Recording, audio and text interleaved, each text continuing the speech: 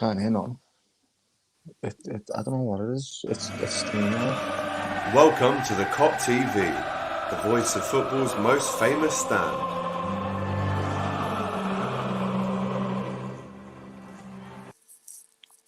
Yes, hello and welcome back to the Kop TV for yet another episode of Kop the the brand new Premier League preview show. It seems like we're all working. The sound does work, so that's good. How are we, guys? Are you both well? Are you okay? I'm absolutely fine, lads. Si, senor. Si, senor. Give the ball to Bobby. Right, okay. As we all know, Kop to Bottom is, of course, the new Premier League preview show right here on the Kop TV with myself, my brother James, and my brother Doylad. We will be taking your comments throughout the show as we preview 5 of the top Premier League fixtures that are taking place this weekend. That's Liverpool versus Wolves, Tottenham versus Arsenal, Chelsea versus Leeds, West Ham versus Man United, and of course City versus Fulham as well. We are going to be doing our predictions at each intersection as well. So guys, if you're watching this now, please like, comment and subscribe as usual. And if you definitely need something to be read out by the lads, including myself, then do drop a little super chat as well. Some very exciting news that I'm actually going to drop at the end of the show. So do keep locked in right until the end. It's an absolutely humdinger an interview that we have lined up for Monday night. So stick around to find out who that is. But lads, let's waste no time and get into this one.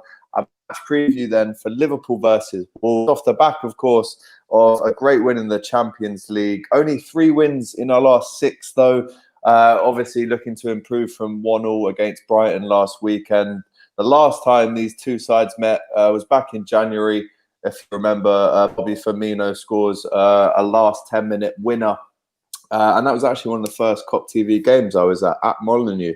And obviously, Milner's going to be out for this one, lads, if we just go through the injury news. They are still without, of course, Van Dijk, Gomez, Trent, the Ox, and potentially Robertson. Liverpool have more injuries to first-team players than any other team in the league, currently with 11. Wolves, obviously, without Raul Jimenez after his fractured skull against Arsenal. Big shame there, and Wolves, of course. Apart from that, they're missing Johnny and Romain Saiss to long-term injuries. Liverpool could go top, lads, right? If we win and Spurs fail to beat Arsenal, it gives us a chance to go top. So, lads, again, it's a late kickoff, Sunday, 7:15. We hate those ones, really. James, we'll come to you first. A big chance for Liverpool to go back to top. Mate, especially with the fact that one thing we've been talking about is getting a break, and this is probably one of the longest breaks we've actually had in a while, so I'll take that as a big, massive positive myself. And when you talk about a game against Wolves, and first off, before I go any further, best wishes go to Raul Jimenez and his family, because obviously I just think when it comes to this situation, that was serious, mate. Like, you can even, I don't want to go into it too much, but like, you can hear it over the crowd noise as well. And footy goes out the window when in them occasions. Like, yeah, man. So it's like, even though obviously, of course, him not playing is boss for us. Obviously, I'd never wish that on anyone, mate. But that just shows the credit that he is. So they are losing goals in Raul Jimenez, in the sense, if we take away what's actually happened, they've lost their striker who is a big, massive threat. So I think that's one thing that you've got to take into consideration as well. They've got other players out, like you've just mentioned, to long-term injuries. They've obviously got quality there in players like Podence and Adama Traore. Neto as well. Neto. Well, people were saying we signed the worst winger of the bunch when it came to it. Now it'll be interesting to see Jota against his former team with all these players, you know. And you know what? People pull that face, Alex. But there was people, even, like, I don't want to call them out, but even the Coppish lads, they were saying, I remember at the time when we signed Jota, even some of us were saying, like, Jota? Like, that was just random. And then even we started thinking about other wingers we could have got from Wolves. But now this is a chance for Jota to maintain his form and show Wolves what they're actually missing out on. Absolutely. Doyle, big chance for Jota to get one over against his old team. Do we think he'll start this one?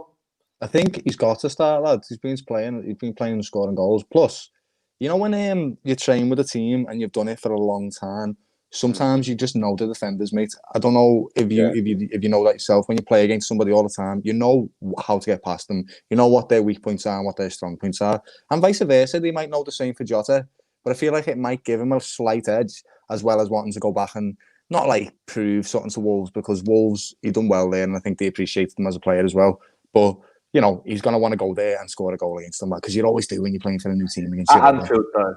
At Anfield, this one. So it doesn't matter.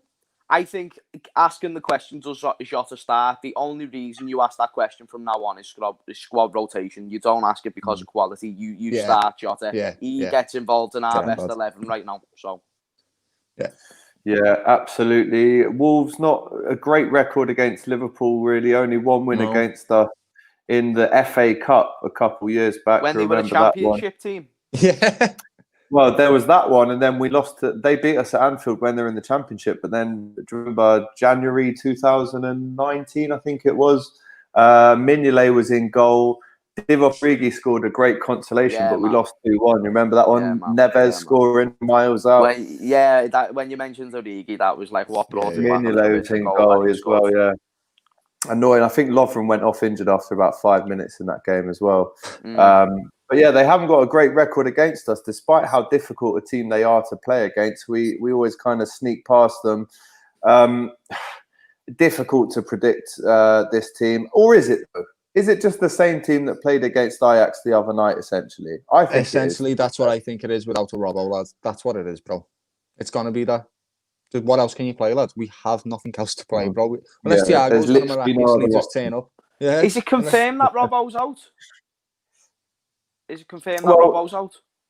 In the research that I've been given, it says he might be out, but let's not go with that. Let's just. The thing is, as we all know, James and Doylad, every single day that goes past leading up to a game, there's just so much news with players who are going to be coming back or missing out. So you just have to wait till the match day. Who knows? It's not the same as last time, lads. We just had the 11 stapled last year, and it was just that, and they all played like all the time. We were privileged. Right. It got to a point where that starting 11 was the easiest starting 11 to predict ever. Maybe you might get one wrong, and now it's just like you might get one right. Lad, it's one extreme to the other. We went from having a solid 11 to literally a depleted team, lad. Literally, only Liverpool, lads. We've got some legs, we've got some arms, and then maybe a couple of brains. Just stick that together there like a little potato man, lad, and it'll just stick them on the pitch. Just get Virgil van Dijk's left leg and get like Joe Gomez or something of him. Oh yeah, heavy. But let's go for predictions then. I don't want to even go first on this one. We have to go back to the last show and work out who actually won the predictions from last week. I know. Well, I said 5-0 Man City, and it was 5-0 Man City. I know that one for sure, lad. But there you go. Bang on the head. James, what's your prediction for this one? 3-0 Liverpool, Alex. 3-0 Liverpool. 3-0 Liverpool. I can see a big win for Liverpool at home. I think, you know what, this is our game to take the 3 points. And like you said, it's a must-win. Takes us top. And we haven't had a convincing win for a while. So I think we've been setting out the team right. That's the thing. And I think we're going to get it right again in this game. I feel like Klopp's going to out-tactic Nuno. So I think in that sense, we'll be able to just beat them to it. We're going to want it more than them. So 3-0. Last home game was 3-0 against Leicester. Doyle, what do you reckon? I reckon it's going to be one in corners and that, lad. I reckon we're going to score a few corners. Yeah, I think it's going to be one of them type of games where we win 3-1, 2-0 type of game where we don't necessarily dominate the game, but we manage it well and we score our chances, lad. I think it's going to be that type of game. We still have Salah, Jota and Mane. Until they're gone, then that's when I'm going to be proper worried, lads, because they're the best goal scorers in Europe, lads. Some of the best goal scorers in Europe. Yeah. So if they're still there, lads, I'm content that we can still win games, bro. Simple as that, really. James is 3-0. Doyle's going for 2-0. I'm actually going to go for 3-1. I think we'll come away with the victory, but they might nick a goal. 3-1 to me. Comments are actually taking a while to flood in. We've just got a big load of them coming in now, so thanks for that. Any news on Trent and Keita? Looks like they're both still out. Obviously, Klopp had a press conference. If it's not later today, it'll be tomorrow. So we'll keep an eye on that with what he says about the latest injury news. He must be sick, lads, of asking and answering questions about injuries. It's just like every single day we need a new update, a fresh list of who's in and out.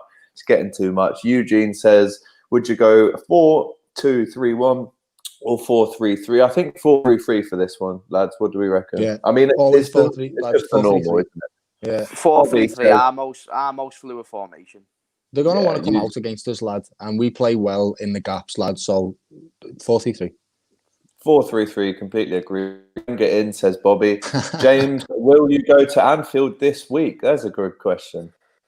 No, not any plans, but don't get me wrong, if the opportunity arises, then I definitely will. Definitely will. If it gets offered to me, there's no chance I'm turning that down. That being said, however, I'm not going to go out my way to try and get a ticket, even though I only do live 15 minutes away. It's just right now, mate, it's all just a bit weird. It's still, for me, it's a bit too just overnight, you know what I mean? So it's not that I'm scared to go out or not. And like I said, if it comes to me, but I'm not going to be pushing for it or anything like that. But it'd be an experience, though, wouldn't it, to go to a COVID game? A COVID game, that'd be a bit mad. Sure, man. Do you know what? I spoke to my auntie, who obviously is a season ticket holder. She's the one that gives me her tickets sometimes. And she said tickets are actually untransferable. So you can't give your ticket to someone else and then they go. You have to go if it's been given to you, and she wasn't lucky enough this time. So I think, however, though, to answer this question on my behalf, I think when we play Tottenham on the 15th, I fully plan, bro, to be not in the stadium, but I fully plan to be outside the stadium watching the game and then doing fan cams after. So hopefully I can actually see you outside on the 15th against Tottenham, and then obviously we're going out for lunch the next day. So that'll be great. And Doyle, don't worry, you've got your lunch in London very soon as well, my good friend as well. Just a little token to say thanks for all your hard work. But Go Power says Keita's position is overtaken by Curtis. Curtis has to be out of 11, only to be rested. Not too sure what he means there. I mean, I personally think Curtis Jones starts this game for sure. Yeah. A lot more comments. Darren Whelan, top of the day, lads. 65 unbeaten league games at the Fortress after Sunday, and the luck of the Irish with Kelly. Come on, the Reds. Love that. Nathaniel might play. We can't risk any further injuries to either Matip or Fab. A lot of comments coming in here with predictions. David says 2-1, 3-2, 1-0. We're going to get on to the next game now, but all Liverpool win, so that's great. Look, it is another win that extends our unbeaten home run to 65. The next game, lads, I reckon this is the biggest game of the weekend. I always look forward to watching these kind of games, especially when Troops was in London. Always a great one to watch that AFTV live stream. But this one, lads, I mean, really predicting that Spurs kind of romp this really in a home win. Think any different to that really? Not really, lads. Arsenal, bro, are lost. They don't know what they're doing, lad.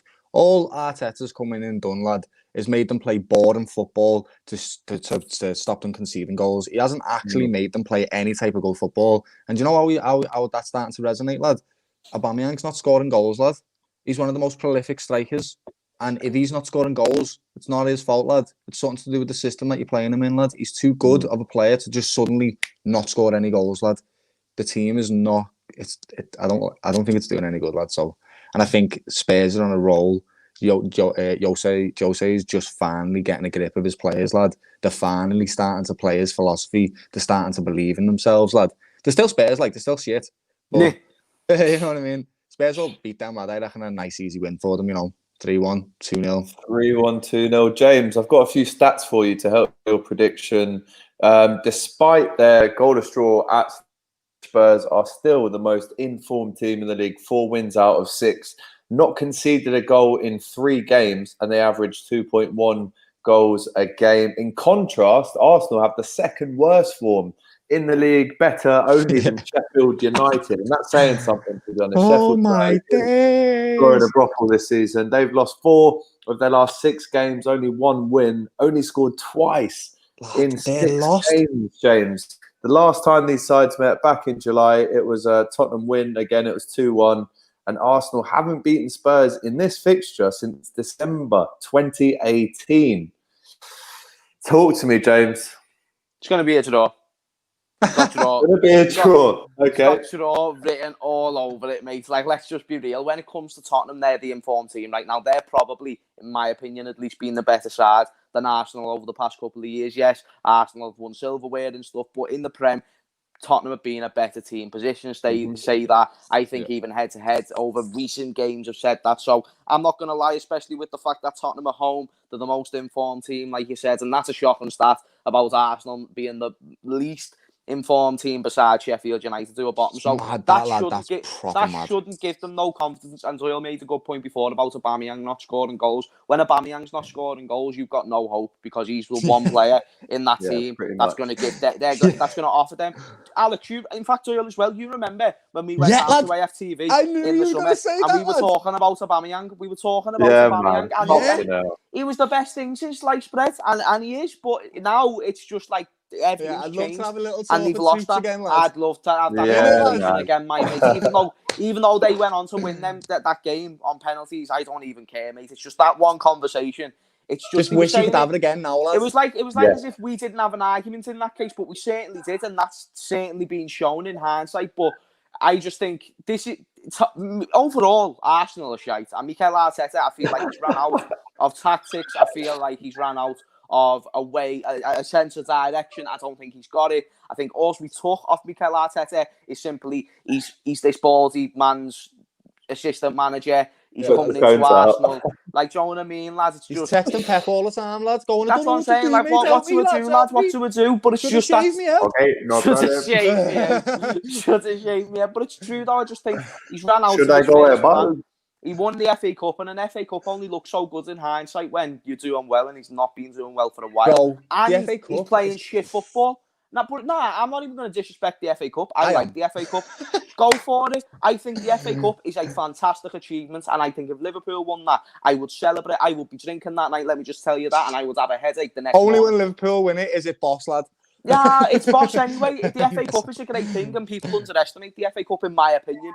But it only looks so good, and Arsenal are not playing good football. However, all that being said, this has a draw written all over it. I'm going 1-1. 1-1. Do you know what? 0-0. 0-0.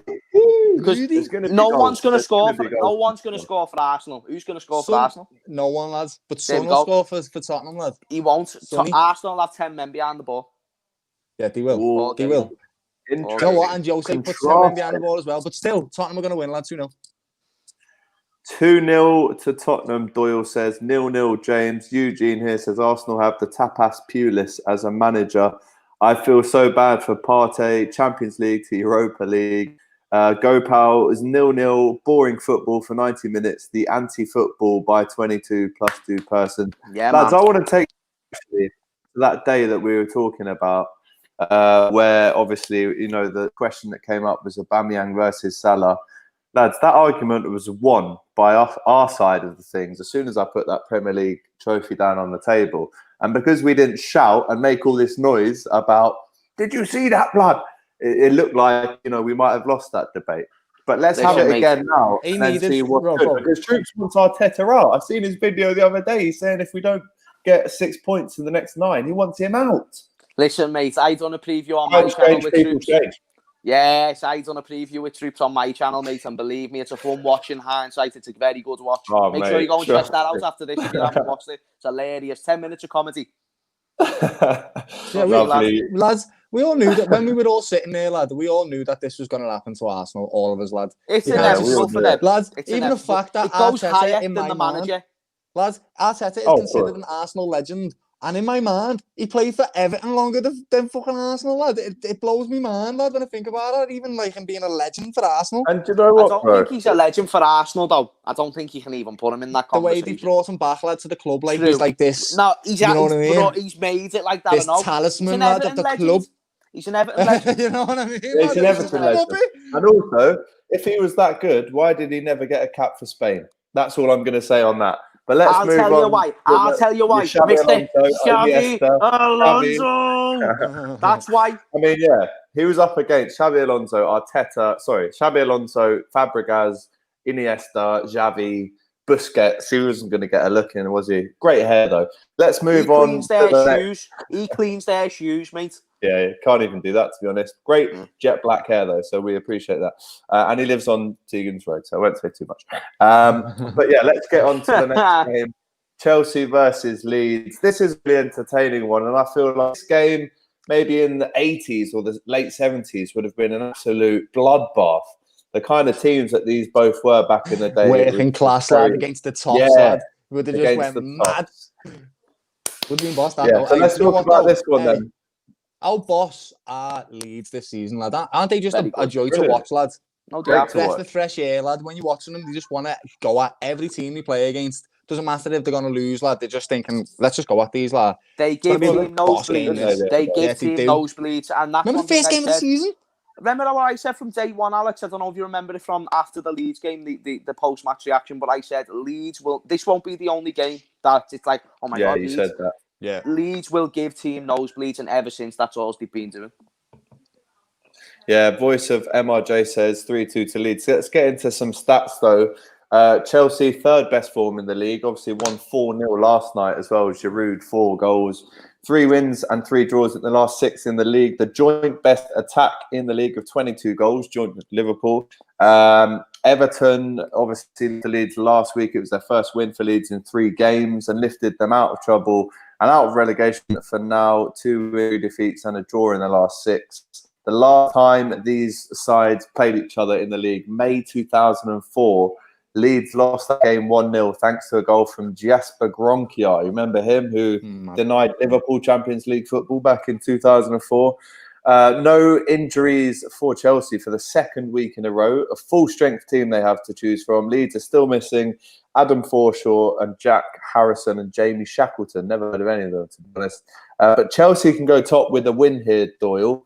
I mean, this is the kind of game, if you're watching it from a Liverpool fan's perspective, where you're doing everything to make sure Leeds get or at least get a point and stop Chelsea picking up 3 more. I think on the day, Leeds can play really good football, so they'll give Chelsea a run for the money, and Chelsea flap it at some points. Sometimes, like, they really, really do at the back. So I think it's going to be like a high-scoring game, to be honest. I think it's going to be like a 2-2. I don't think Chelsea are necessarily going to win. The thing with Chelsea is, lad, they might be playing well, but they haven't got a winning team yet. That is not a winning side. Believe me, lad. They're full of kids, and they've never played together, lad. They're not just going to win something straight away. They're going to flap, lad. It's the same with Leicester. That's the type of, well, not the same like philosophy, but it's the same with Leicester. They just can't win things yet because they haven't won anything yet. Does that make sense? The brand new teams, lad. So, I can't disagree with the points that you have on Chelsea. I just think Chelsea are really good at the moment, and I don't think people are giving Chelsea the respect that they deserve. And I don't think Frank Lampard is getting the respect that he deserves. I think he's been getting terrific results after terrific results all season. And just think the one time he did lose was the 3rd game of the season against us. When, yes, we had injuries, but it was nowhere near as bad as what it is now. And like, when you put it in that perspective, mate, who else has he played, lad? Well, it doesn't matter who else he's played. He's beat them all. He drew against Tottenham. It's like, you can't say anything bad, mate. He's been doing really, really well since he's came in. He's overachieved, and when a manager Jurgen Klopp probably done what he had to do when he first came into Liverpool. And I'm not comparing the 2 managers. I'm just saying off the first year or 2, Frank Lampard has overachieved. He overachieved last season, and I think he's overachieved to this point this season with all these new signings that we all thought was going to be FIFA signings. You know what I mean? I do not disagree that Chelsea can drop off. They are a young team. They are a new squad, and they need to learn how to overcome adversity, just like this Liverpool team did. That being said, in a one-off game against Leeds, who also play fantastic football, I have gave them their respect this season that I feel like they deserve. But I just think this game will purely come down to quality. I understand Bielsa is much, much, much more of a better manager than Frank Lampard, again, in my opinion, based off experience, based off what, time in the game, based on what he knows about the game as well. But I think Frank Lampard won't have Bielsa's number, but he'll have Leeds' number, and he'll get his team to play how they'll need to play against Bielsa's Leeds side. So I can see a Chelsea win in this game, and I think Frank Lampard will get it over the line 2-1. Yeah, I'm going to go for a Chelsea win. I'm going to go 2-1 as well. A lot of history, you have to admit, James, between Lampard and Leeds, as you know. from his time at Derby with the whole Spygate.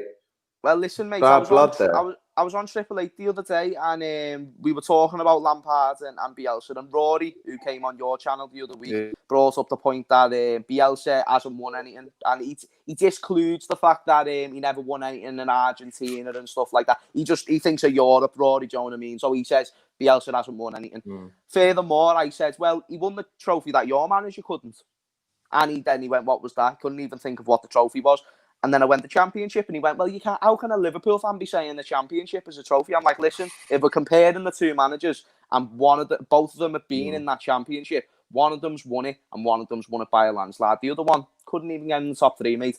Just saying, like, don't be putting them in the same sort of thing, yo, do you know what I mean? So when you put it in that perspective, Lampard has got a lot of history with Leeds, but this is a completely different time now. This is him as a manager against Leeds. This isn't the player. He needs to get this win for his team. He needs to set his team out right. It's him versus Bielsa. It's him versus them players. But he needs to make sure that he gets his players set up tactically right. And it's the cliche thing to say, but it's true when it comes to this game specifically, because he is still a new manager, but he's just got to keep doing what he's been doing. Don't fix what's not broken. And this will be a difficult game. And I feel like even the one thing that could go against Lampard in this game is, even though he does have good tactics from what it looks like at the moment, in my opinion, and he does know how to win a game, this is just a whole nother level when it comes to playing chess with the manager that he's coming up against. So it's going to be close, and I'm not writing off Leeds. Leeds can definitely get a draw in this game, and I actually think this could possibly, besides when they fought us, is the first time I've predicted Leeds to lose. So I'm not saying that I think Leeds are shit. I think they're fantastic. I think they're dynamic.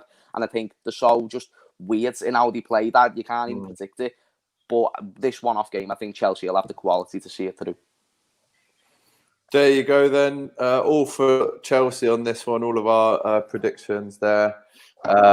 Let's get into the next game then. West Ham versus Man United.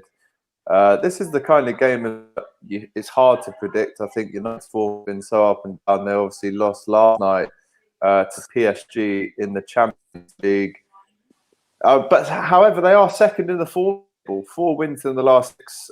West Ham are just behind them in the form table. They've won their last 3 games on the bounce, but some would say they were very fortunate to get that win against Villa on Monday night with the Ollie Watkins controversial offside at the end. But David Moyes has faced his former side 4 times since they fired him. 2 heavy defeats and 2 draws, yet to exact his revengeance. And the last time these 2 teams played, it was back in July, and it was 1-1. James, talk to me. Thank you, sir. So basically, I just want to throw in West Ham are winning this game. West Ham are winning this game. David Moyes is, even though he's coming up against this old club, I don't really think there's much there. I don't think when he went to Manchester United, it was really much of a story to really look back and be like, oh, he's coming up against his old club. So I think that is completely irrelevant, completely different 11. But when it comes to this game, you mentioned the form table. Both teams have been doing well, but people kind of let off Man United because they should be doing okay. But Man United, I think, have been doing better than what people who maybe aren't following the whole league are thinking. Now, they lost to PSG. Yes, the one thing I can say about Man United, they don't seem to have an identity. Whereas when I watch West Ham, they seem to have more of an identity in terms of how they want to play. They know when Antonio is playing, they know how they want to play around Antonio. Yeah. Whereas it seems like when Man United play, it is all for Bruno. But it's like even Bruno recently, he needs to get the ball a lot to be able to do something. Like he's getting many touches on the ball. He's getting very involved in the games. But it's like it's taken him 100 touches to get 1 goal, and this is a very good setup West Ham side here. You know, this isn't someone that are just going to roll over and get fluky wins. West Ham don't get fluky wins. They get solid good wins against good teams, and they've been doing that from the return of lockdown, let alone just this season. They've been fantastic. So I think this is a much closer game than what people are thinking, and therefore I think West Ham are going to nick it. And I don't think that PSG game yesterday filled Man United with any sort of confidence. So I'm going for the Manchester United loss. I predicted them to win last week. I'm going for the Manchester United loss, and I'm going to say West Ham 2, Man United 1.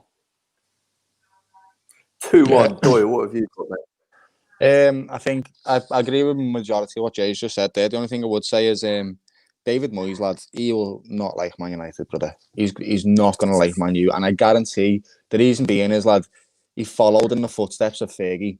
He's never going to do that good. But every year after him, they've done just as bad as he has. And he got slandered, lad. And after that, he had to go to club after club after club, lad, and be slandered as this failure of a manager, lad, after being so successful for 10 years at a club like Everton, lad, and taking them to places that they've never been, lad.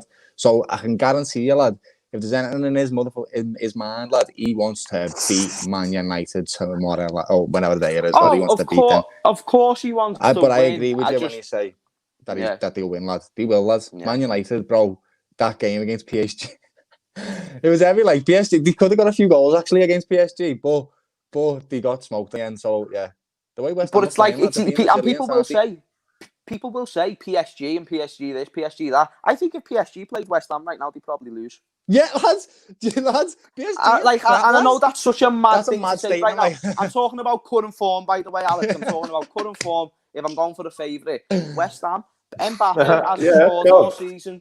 Mbappe hasn't scored all season. And I don't want to go too much into PSG. Mbappe hasn't scored all season. All season hasn't scored. Not a single goal, lads. He's had 2 shots on target all season. So when you put it in that perspective, PSG are in form. So it's not like Man United have just gone and lost to a very, very good informed PSG team. Are they even first in the league? I mean, you carry on the show. Bro, the crap, aren't they? PSG are not good, in form. Lads.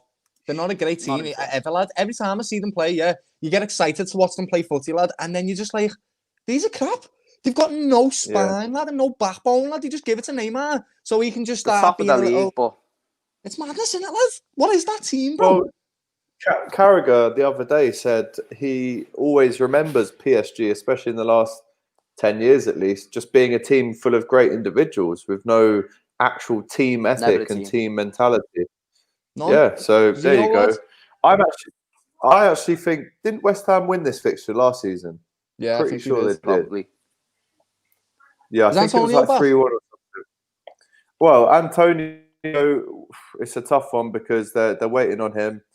Even though they've said here that he's 75% likely to be playing, apparently.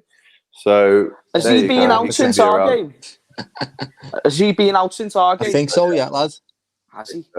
It's heavy, innit? Yeah. So it's everyone getting stuck with the injuries, like. It's just that we got so many of them, lads. He's their only injury, and even I think he's going to play 75% fit. United will have Martial and De Gea back for injury. Obviously, they both played last night, and there's a couple other injuries as well. A couple comments to get into. Declan Rice is very underrated. People judge him without watching him covering a shitload of spaces alongside Souček. West Ham 2, United 3. United, since they lost in the UCL this week, but they will bounce back because of Bruno. PSG plays like a South American team, says Adam. I don't want any United fan to talk about Firmino after Martial's performance yesterday. Oh my days, that City miss, lad. Did you see that? I didn't see it though. Lad, he missed a proper I saw it. I saw it. It was bad. It was heavy, lads. That's what I said. Bad. Like, man, you could have scored a few goals yesterday, lad, but just PSG. Oh, that PSG a melts, lad. They all flap. It is like a South American team, lad. He ended up being Allardyce. That's a great shout there. He did, lad. Tuchel followed Klopp everywhere he went, lad. Then went to his own big club, lad, and he's flapped it. I'm made up, lads. There you go. Everyone here, contradicting each other. I'm going for a West Ham win. So is James. But Doyle going for a United win? No. West Ham, lads. West Ham. Oh, you go for West Ham. Yeah, West Ham. Full house. Full house. I'll go 1-0. James is going for 2-1. I'm going to go a 1-0. 1-0 West Ham, lads. Let's go on to the last game of the weekend. Man City, Fulham. Obviously, everyone knows the season. Manchester City 11. Yeah, lads. They're just going to score 20. You say that, but they've been very inconsistent this season, despite beating Burnley 5-0, which Doylad actually predicted perfectly. 3 out of their last 6 they've won. They're 11th still in the league, lads.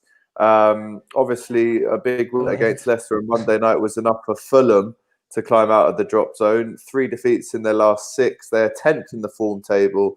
And obviously, Scott Parker's buzzing with that big away win against Leicester. The last time these two teams played, March 2019 at Craven Cottage, Man City won the game 2-0. Pep is waiting on the status of Aguero and Ake, but both are expected to be fit for the game. and Fulham will be without Congolo and Tete. A win for City would move them closer to the top 4, currently 6 points off of Spurs in first place, but they have got a game in hand.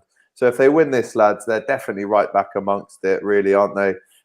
Predictions for this one, we will start with James. Abraham, 6-0, 10-0 so far. What do you reckon, James?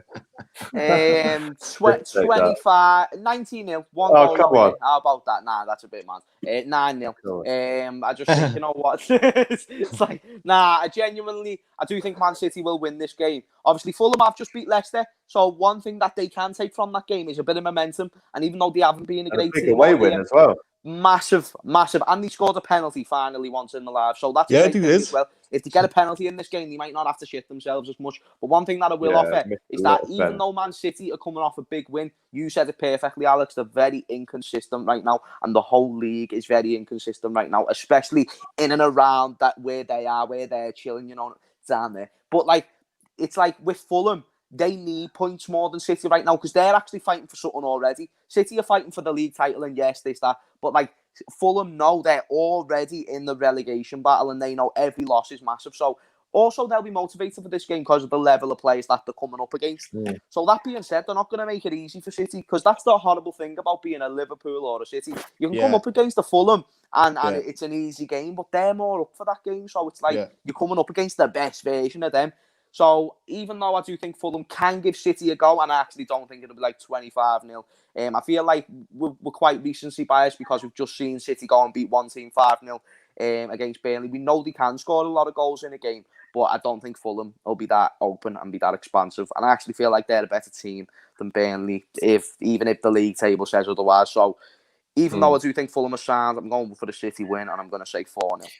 Yeah. Do you know what? This is actually a tiny mistake here because it's actually Fulham at home and City away. So it looks like here that City are at home. Well, 3-1. 3-1 slight error, but 3-1 still, yeah? 3-1 City away win. I said 4-0 at first when I thought it was City at home, but I've let the switch of Fulham being at home actually influence my brain. I think that can push them on to get a goal. Yeah, Doyle? Yeah, I think what Jay said about being a Liverpool and a City team, teams just want to play against you, lad. It's very true, that, lad. So, and off the back of their win against Leicester, they're going to want to go against City. And City are another team that just flaps sometimes, lad. These teams, they've all got this little thing in them where they just self-destruct, lad. So you could see, right, on a weird day, you could see Fulham winning this game about 2-1, lad. But because City is City, lad, and me logical brains on, lad, I'm just going to say 4-0, lads. I still think it'll be 4-0. Yeah, listen. If I'd had a fizzy drink and a coffee or two, mate, I might be chatting madness right now. I might be chatting craziness, but because I'm sensible pack of Panda Bears, lad. Yeah, lad, because I'm still in bed and I'm chilling, I'm like, nah, lad, City are going to win this. Everyone go for a City win. I'm going to go with the 2-0 away win for them as well. AJ says, does the Kop TV do forfeits as well with these predictions? So what we want is to have a league table of all of our predictions from now until the end of the season, and then the loser of that has to do a forfeit decided by the winner. So all of you watching right now, please do let us know what you think the forfeit should be for the loser the end of the season. It's going to be an absolute stinker, whatever it is. All I'm saying, you can't bet on this league table, but if you was to bet and you want to do an imaginary bet, then don't vote James. Don't do it, James. No one do James. You put your house, your car, James, and your family on me. Listen, lad, I got the 5-0 right against Burnley, all right? I've got proven stats to prove my results, okay? Listen, mate. Listen, Doyle. Choose me, lad. No. Chatting like it's a presidential election. Choose for me. Who could tell this idiot to shut his mouth over there? How about that? I love that. Man City will set a new goal record in that game. Fulham stink of piss. Says... That's mad. Is that Fulham football team, or is it the area of Fulham stinks of piss? Please, mate, listen, Fulham, it doesn't smell that bad, lad. I've been there. Sound? Yeah. Posh, lad? Well, this is what we need clarification on. Is it the team or is it the area? Because it is a posh area full of Tories, so probably does stink of piss. Look, man, Fulham don't have any chance against City. Very clever voice of MRJ. Love that. I don't below him. Look, obviously missed a lot of penalties recently.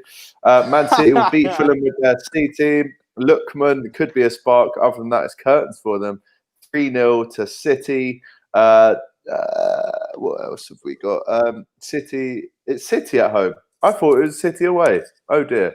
Well, then it's still a big win for City. Scenes would be unbearable if Fulham gets a draw or a win. And the forfeit should be wearing an Everton shirt for a day. I mean, because these two are both my brothers, I wouldn't even want them to be wearing, like, I get that this is a decent forfeit, right? Wearing an Everton shirt. The Redmond did it years ago. But I actually wouldn't even want you both in an Everton shirt and to be associated with my channel. You know what I mean? I wouldn't even want that for you. I'd rather just like put a wet fish on your face for 10 minutes. I'd you know ever, no forfeits making me put on an Everton shirt, mate. No. Lads, would you rather get slapped in the face by a fish? Bro, I've had video shoots when I'm getting paid, and he went, "Yeah, lad, here's your Man United t-shirt to put on," and I'm going, "Bro, I'm gonna have to go home, lad." And they're like, "Why?" And I'm like, "Cause I'm a Scouser, lad, and I can't put that anywhere near my body, lad. That's why." And they've went and got me a different shirt, like an Ajax one or something, lad. And I'm like, "They are acceptable terms, lad. I can do this." Yeah, listen, lad, when you come at me with an Everton shirt or a Man United shirt, that's where the social distancing comes into play. Showing I'll just throw a lighter at you, lad, and go ahead, lad, and start for burning. Alex, you asked me, would you rather get slapped by a fish? Listen, lads, I'll get fish slapped. I'll get fishy slapped. Are you mad, lads? No, but I just wouldn't even want you. Yeah, salmon across the grid. A bit of place across the face. How about that? Hey, happy day. Yeah, I wouldn't even want an Everton shirt on either of you lads. I'd rather just fucking I mean, George here says red ass. Abraham here says dye hair pink for a week. No, these are all good ones. Yeah. No, you wouldn't have it pink, bro. To be honest, you haven't got much choice because I decide the forfeit, and if it is you dye your hair pink for a week, you're gonna have to fucking dye your hair pink for a week. That's the whole point. Hey, imagine Jay with pink hair. Just look at him right now, lads. Put pink hair on him. I live in London, lad. I'll be signed. I'll be signed. I'll get away with it. But you live in Liverpool, lad, so you be fucked, lad. Doyle, this is what I'm saying. Doyle understands. Oh my God, actually, Doyle, you can vouch for me. You know, and I'm from Bootle. I'm like, lad, Doyle, I'm from Bootle. When a kid's from Bootle and he starts walking around, standing with his hair pink, Doyle, you got to understand that that's over, lad. That's basically it's a serious offence, lad. Yeah, that's a red flag to a bull, isn't it? Red flag to a bull. High school who's got kicked me on the back, but it weren't even him who put it on. But he doesn't give a fuck because what's he going to do about it? I'm not going to become that kid.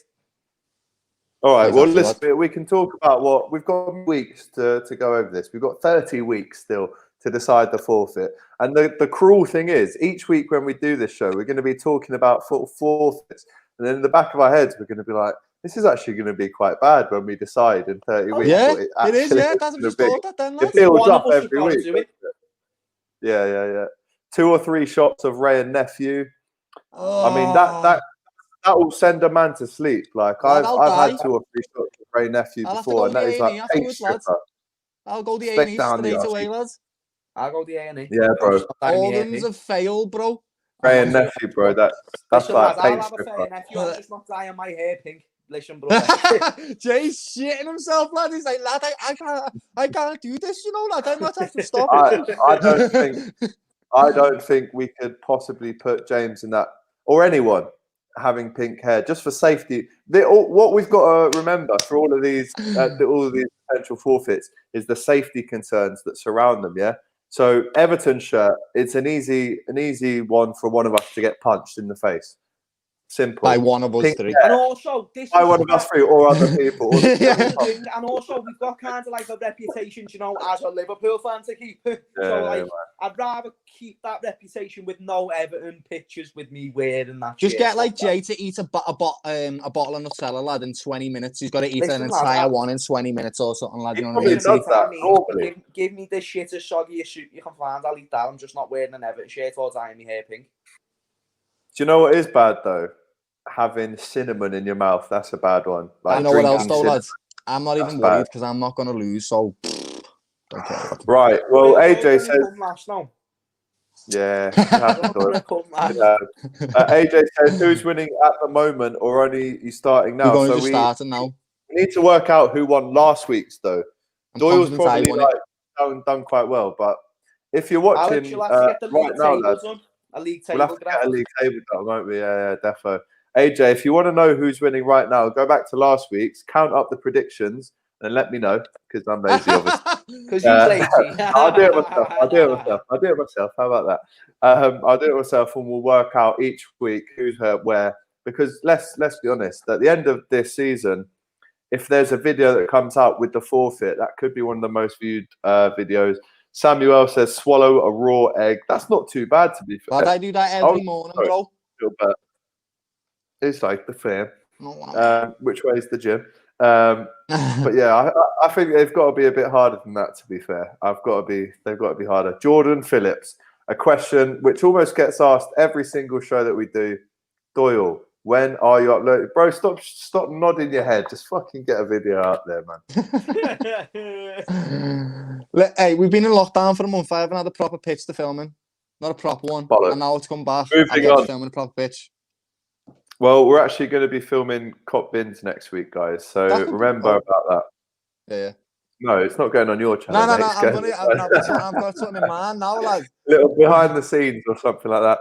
And lads, ladies and gentlemen, boys and girls that are watching this stream right now, I will, and this is an exclusive breaking news for the Kop TV, I will be interviewing this man in the middle, Mr. Emil William Ivanhoe Heskey. That's right. I've been on his Wikipedia.